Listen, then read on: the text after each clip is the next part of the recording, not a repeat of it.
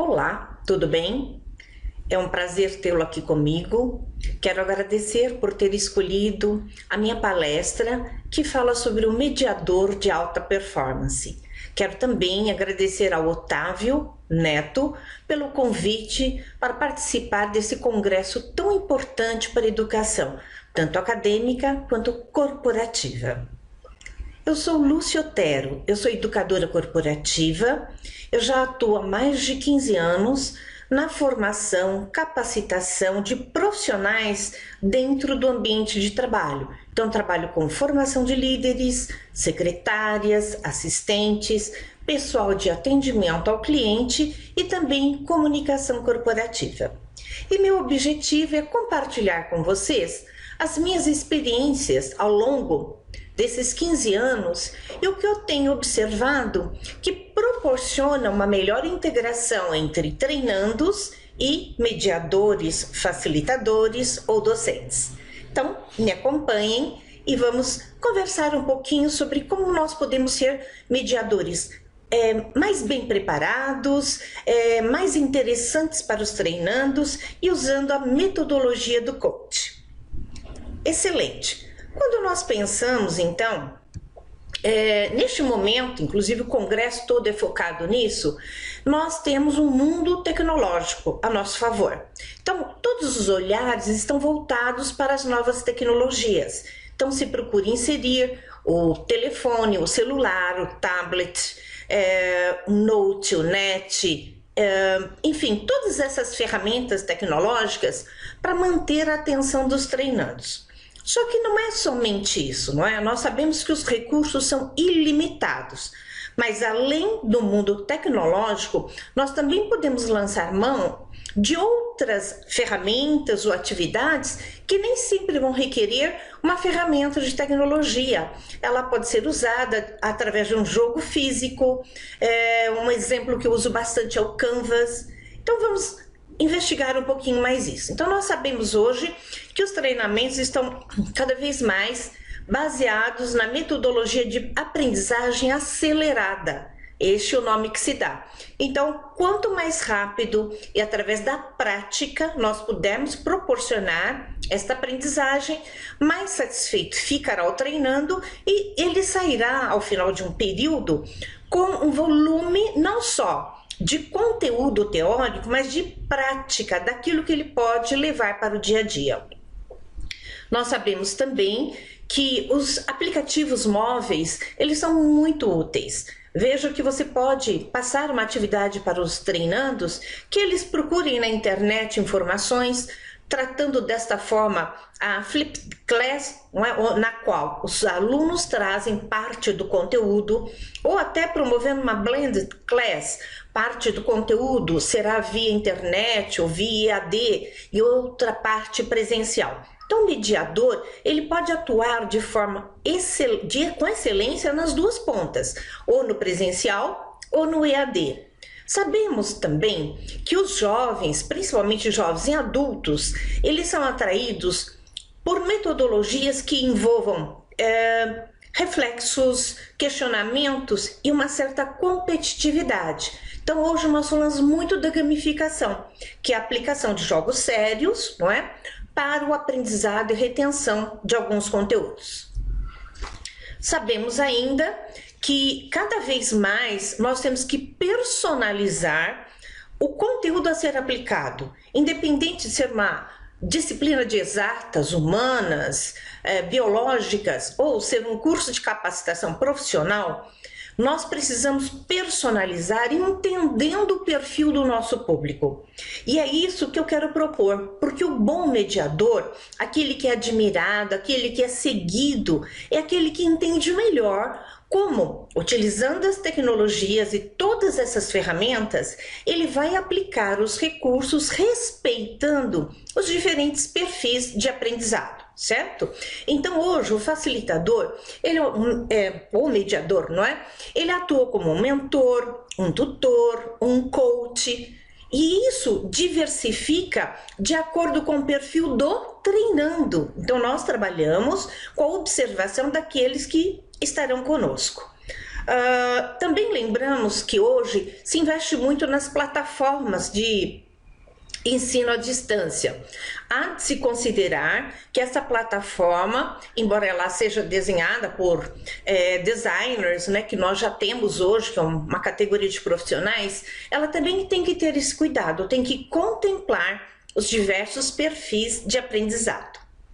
Excelente. Então, quando nós pensamos que esse mediador, ele tem um papel de coach, muita gente fala para mim, Lúcia, mas agora tudo é coach? Sim, e é muito bom, porque o coach nada mais é do que recursos através de perguntas. Então, nós promovemos a reflexão não oferecendo respostas, mas sim estabelecendo perguntas que os ajude a encontrar as respostas.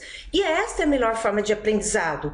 Nós orientamos, deixamos que eles escolham um percurso e nós vamos dar a direção, fazer a mediação deste conteúdo, de forma que ao final daquele período, daquela disciplina, ele tenha feito a apreensão, pelo menos da capacidade teórica daquela disciplina e da parte prática. Então, este é o grande desafio, porque trazer tecnologias talvez seja fácil e respeitar os diferentes perfis. Será que nós estamos preparados? Será que é uma questão apenas de inserir um celular, uma plataforma, compartilhamento de pastas? Eu acho que isso é prever que todos seremos iguais, e nós não somos, não é? Então, David Kolb, já diz assim, aprendizagem é o processo pelo qual o conhecimento é criado através da transformação da experiência. Então, tudo que nós fizermos precisa contemplar essa parte de experiência, de transformação. Por que aquele conteúdo me foi entregue? Para que ele serve? Qual é o sentido dele para mim? E pensando nisso, nós vamos então procurar identificar as diferenças. Para que a gente tenha apenas uma degustação, eu trouxe para vocês um vídeo do canal que chama Mova. São vídeos que movem o mundo. Inclusive um dos parceiros, o Porvir, que também está aqui conosco nesse congresso. Eu quero que vocês apreciem a forma com a qual os alunos dizem que preferem aprender. Vamos ouvi-los? Sala de aula, para mim, não rola ficar só o professor falando. Meu jeito de aprender é muito relacionando o conteúdo ou a sabedoria com a minha vida e com transformação social. Se você escreve e você decora, para mim não funciona. Eu tenho que falar sobre aquilo, eu tenho que debater sobre aquilo, eu tenho que conversar sobre aquilo, eu tenho que ter minha liberdade de parar de falar sobre aquilo, de parar de debater sobre aquilo, de parar de querer ver aquilo, porque se você me prende, se você me manda, assim como qualquer outro jovem, né? Se você me prende, se você me manda, se você me força, não é mais gostoso de fazer. Eu sou uma pessoa muito agitada. Eu não consigo ficar parada estudando. Ler e andar, para mim, é uma coisa muito fácil, porque eu consigo desviar o meu pensamento para duas coisas diferentes. E aí eu consigo focar nessas duas coisas diferentes. Pode parecer estranho. E eu simplesmente pego um ônibus e vou de um ponto até a linha final e volto só para conseguir ler um texto. Ver aquilo enquadrado na minha vida e na vida dos outros. Eu quero aprender sobre cálculo a partir do momento em que aquele cálculo for me mostrarem que aquele cálculo vai ser diretamente utilizado e aplicado na minha vida. O que aquele cálculo conta? O que vai além do número? O que está além do 1 mais 1, sabe? Da onde vem esse 1 mais 1? Qual é a história dele? Quando as pessoas me contam histórias ou da vida delas, ou de, nem que seja uma história, sei lá, da Grécia Antiga, e eles comparam isso com o meu dia a dia, ou comparam isso com coisas que eu realmente vejo, eu consigo entender tudo muito fácil. Eu crio interesse em aprender a partir do momento que aquilo tem utilidade, a partir do momento que aquilo é físico, sabe? Que eu posso tocar esse conhecimento. Não enquanto isso tudo é muito metódico, enquanto continuar falando de Guerra de Canudos como algo chato. Se me falarem de Guerra de Canudos e não me explicarem que foi lá que nasceu a periferia, não tem motivo para eu querer aprender. Eu vou querer saber sobre a Guerra de Canudos a partir do momento que me ensinarem que aquilo é meu berço, é minha nascença, foi onde é minha raiz, sabe? Lá se criou o termo que hoje aplicam onde eu moro, sabe?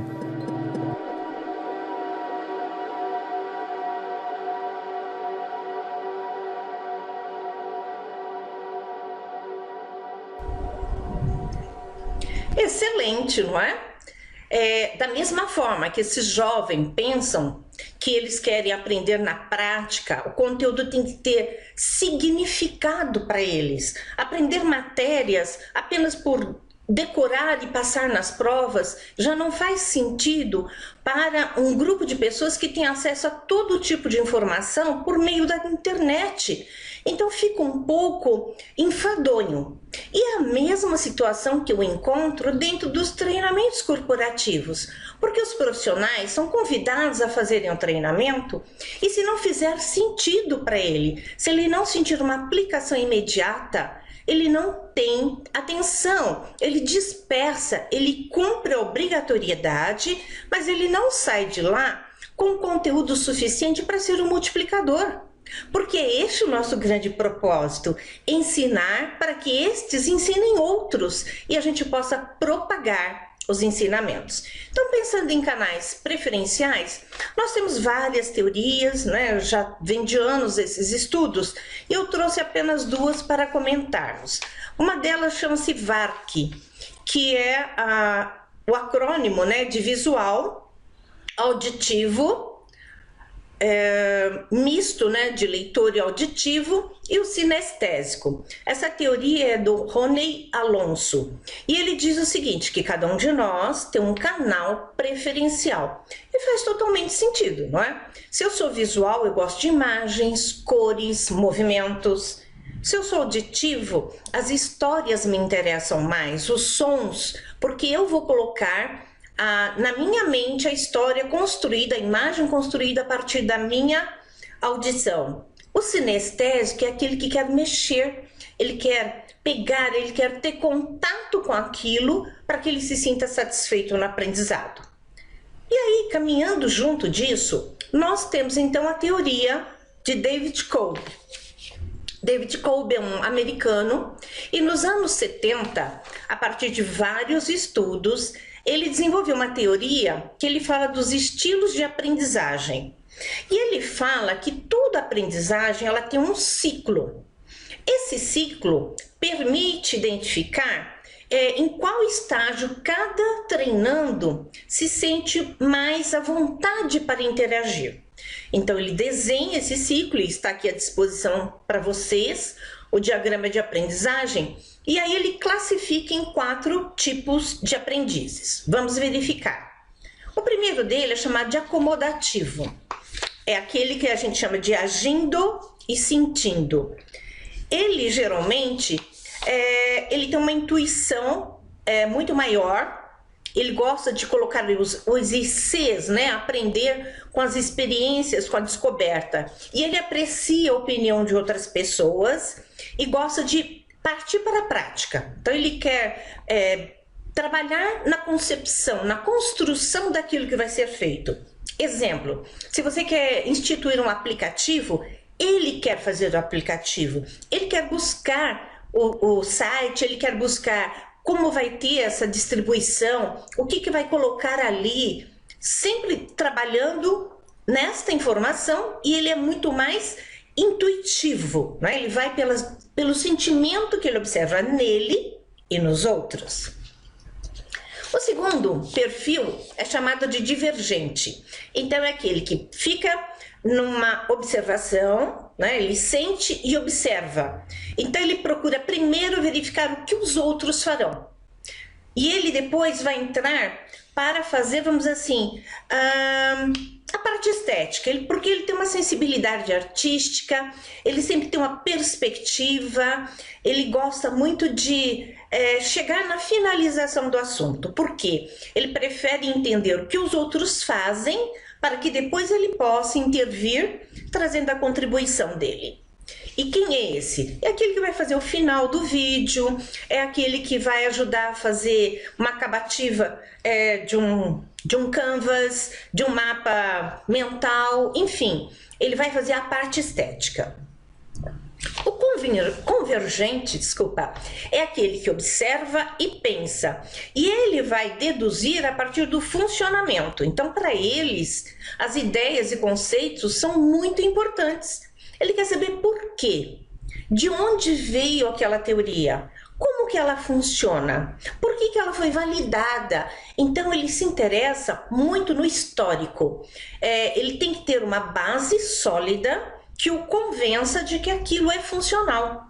Então, geralmente são aqueles que gostam mais de pesquisar, que vão buscar as fontes, que sabem dizer, por exemplo, nas matérias de história, geografia, estudos de sociologia, ele se aprofunda no tema, ele gosta de pesquisar de onde surgiu a ideia, quais foram as causas, quais foram as consequências.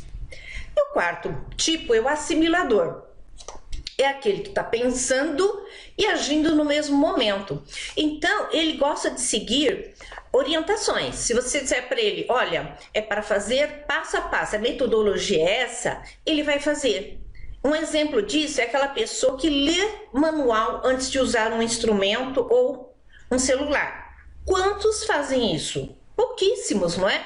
Nós vamos mais pela intuição, nós somos muito intuitivos. Só que esse assimilador, ele faz questão de ler o manual, de entender qual é o passo a passo, de como ele pode explorar cada vez mais os recursos disponíveis. Então, esta pessoa é excelente para escrever o processo, que é uma parte que talvez outros não gostem, mas ele gosta, ele pode descrever como funciona, onde começa, como a pessoa pode usufruir, como potencializar o resultado final, porque ele gosta de descrever o processo. Então, observem, todos nós passamos pelos 4 estágios, na verdade. Só que assim, existem preferências de aprendizagem e nós temos que respeitar isso.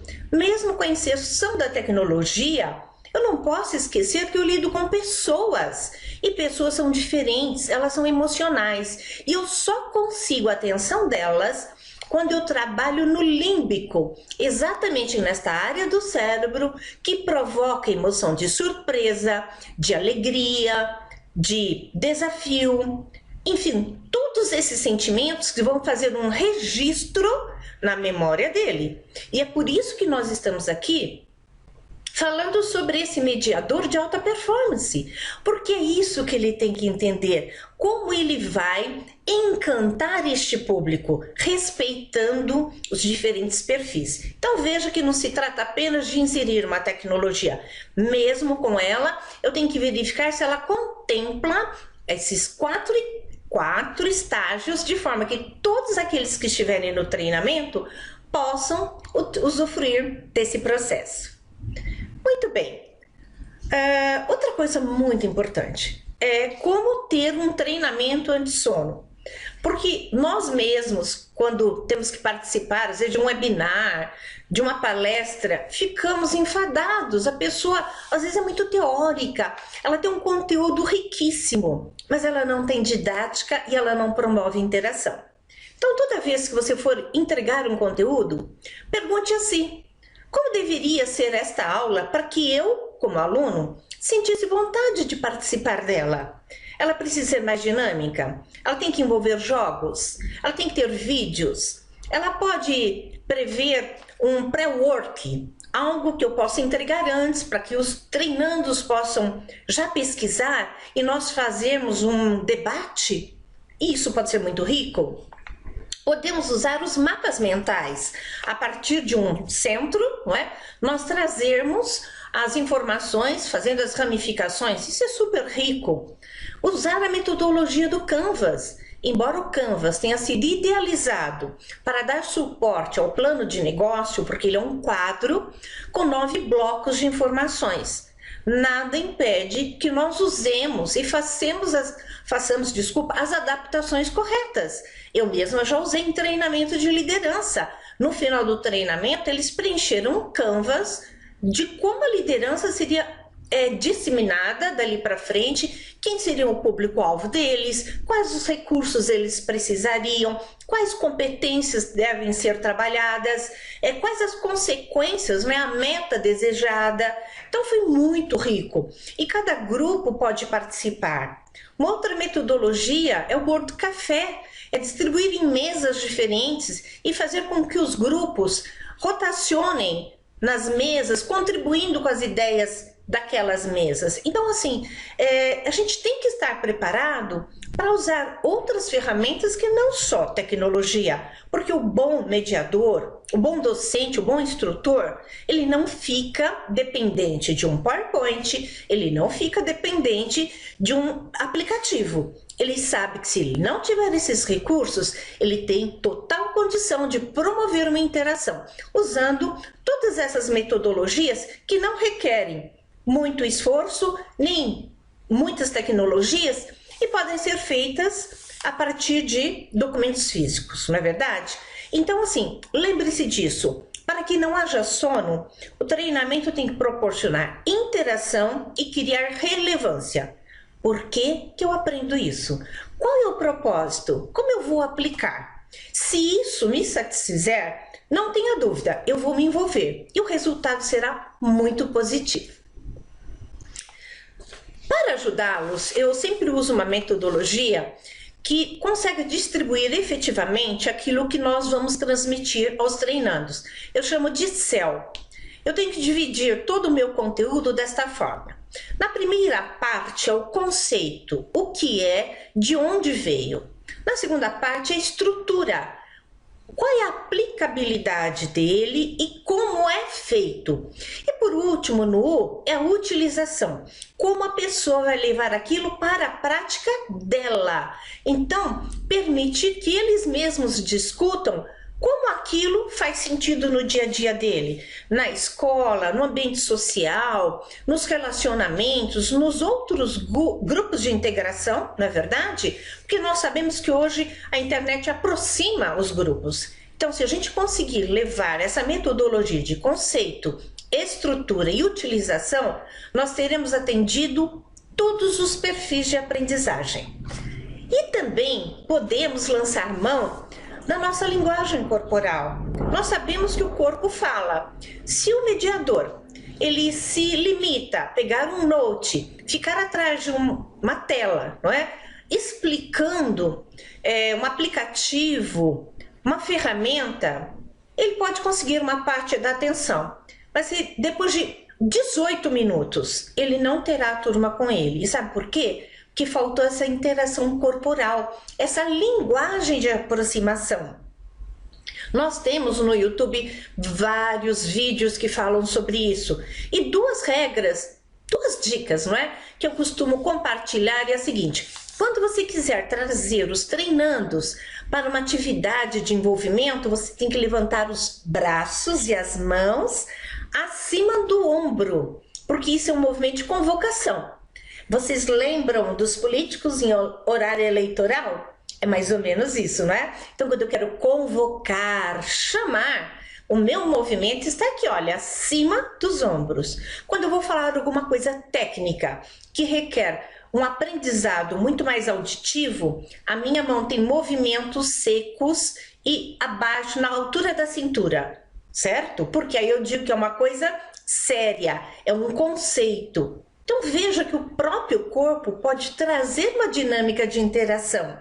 Vamos descobrir como a gente pode usar essa linguagem tão rica. E também, pensando, né, na metodologia do coach, fazer perguntas poderosas. O que são perguntas poderosas? São aquelas que fazem com que o treinando reflita antes de responder. Que ele busque a resposta correta. Não é você quem dá a resposta, é ele que descobre a resposta. Então ele tem um esforço no qual você, como mediador, vai orientar. Você vai estar colaborando no percurso para que ele encontre a resposta adequada. Então nós temos várias formas de fazer isso. E isso vai torná-lo um mediador interessante. Seja amigo dos seus treinandos, não confundindo, não é? Amizade com liberdade excessiva. Ser amigo é entender que às vezes num dia ele não está bem e você se interessar pelo motivo dele. É escolher um aluno que está mais disposto naquele dia para ser o seu ajudante e deixar que ele conduza a parte do conteúdo. É promover painéis de debate e deixar que eles tragam esse conteúdo. Desta forma, sim, nós seremos mediadores respeitados e admirados. E eu tenho certeza que cada um de vocês, assim como eu, lembra de um professor, um tutor, um mediador, um facilitador que fez a diferença na sua vida. Alguma coisa que lhe disse, que despertou em você o melhor que você tinha. E é esta a nossa grande missão, despertar o que eles têm de melhor, ajudá-los a descobrir as próprias respostas e ajudá-los a crescerem naquilo que eles querem fazer. Eu espero que eu tenha contribuído com vocês e desejo muito que vocês sejam muito bem-sucedidos, que toda essa tecnologia realmente favoreça não só a educação acadêmica, mas a educação corporativa, que nós possamos voltar a conversar. Eu me coloco à disposição de vocês, basta me contatar. Eu vou deixar o meu e-mail aqui no final. Se vocês precisarem de ajuda, tiverem algum ambiente corporativo, tenho bastante informação, bastante material desenvolvido e futuramente também estarei online. Então me despeço de vocês, agradecendo a oportunidade, lembrando, diga-me e eu esquecerei, ensina-me e eu lembro, envolva-me e eu aprendo. Faça isso. Envolva os treinandos e você jamais será esquecido. Sucesso, obrigada. Eu sou Lúcia Otero, educadora corporativa, transformando talentos em protagonistas corporativos. Até breve.